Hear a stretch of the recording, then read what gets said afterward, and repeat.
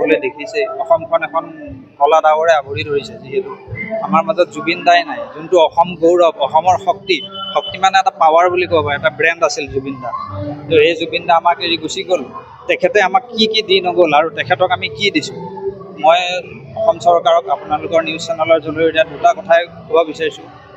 জুবিন দাৰ কণ্ঠটো অকল গীতৰ কণ্ঠ নাছিল, এজন সূৰ্য কণ্ঠ, যেনেকৈ সূৰ্য দেৱতাৰ সকলোৰে শক্তি দিব পৰা যিটো পোহৰ বিলাই দিছিল, সেইটো জুবিন গাৰ্গে আমাক দি গৈছিল। গতিকে তেখেতক সূৰ্য কণ্ঠ উপাধিৰে সন্মানিত কৰাৰ লগতে সমাজ কল্যাণৰ লগত তেখেত যিসকল কৰ্মৰাজিৰ জড়িত, তেখেত যিখিনি কৰ্মৰাজি অসমবাসী ৰাইজৰ হকে কৰি থৈ গৈছে, তেখেতক মৰণোত্তৰভাৱে হ'লেও অসম ৰত্ন বঁটা প্ৰদান কৰিব লাগে। মোৰ এইটো অসম চৰকাৰৰ ওপৰত বিনম্ৰভাৱে অনুৰোধ, আবেদন জনাইছোঁ।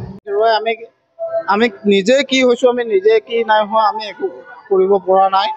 কিন্তু আজি আমি বিহালী যুৱ সংঘ আৰু ৰাইজৰ সহযোগত, যি আমি শ্ৰদ্ধাঞ্জলি অনুষ্ঠান অনুষ্ঠিত কৰিছিলোঁ, আমাৰ স্বতঃস্ফূৰ্তভাৱে আপুনি নিজে দেখিছে, বিশেষকৈ আপোনালোকৰ NP নিজক আমি ধন্যবাদো জনাইছোঁ।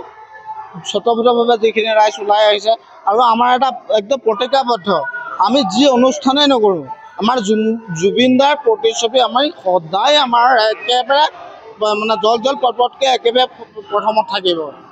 আমি এইটো কেতিয়াও পাহৰিব নোৱাৰোঁ। আমাৰ এটা আমঠু মানে নিজৰ আমঠু যেনেকৈ হেৰাই গৈছে, তাতকৈ বেছি দুখ আমি এটা অনুভৱ কৰিছোঁ। মানে অসমৰ তথা বিশ্বৰ নয়নৰ মণি হঠাৎ কালি জুবিন গাৰ্গ আমাৰ মাজৰ পৰা হেৰাই গ'ল।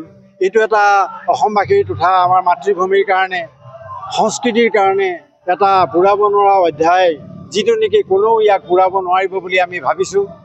এতিয়াও আমাৰ মনত জুবিন যেন তেনেকুৱা এটা ঘটনাত পতিত হোৱা নাই, আমাৰ তেনেকুৱা লাগি আছে। জুবিন যেন চিঞৰি চিঞৰি আকৌ গান গাই আমাৰ মাজলৈ দৌৰি আহিব, আমাৰ এতিয়া তেনেকুৱা লাগি আছে।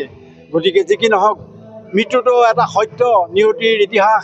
নিয়তিয়ে লৈ গুচি গ'ল সুদূৰ ছিংগাপুৰলৈ গৈ, তেওঁ তাতেই সাগৰৰ তলিত শুই পৰিলে, আমাক মৰ্ম বেদনা দিছে। আজি আমি তেওঁৰ নামত ভগৱানৰ ওচৰত আমি হাত জোৰ কৰি প্ৰাৰ্থনা কৰিছোঁ, আৰু হাজাৰ বন্তি জ্বলাই তেখেতক যাতে আত্মাৰ পৰা পৰমাত্মালৈ তেওঁৰ আত্মা বিলীন হৈ যায়, তাকে কামনা কৰি আমি আজি তেওঁৰ ওচৰত বন্তি প্ৰজ্বলন কৰিলোঁ।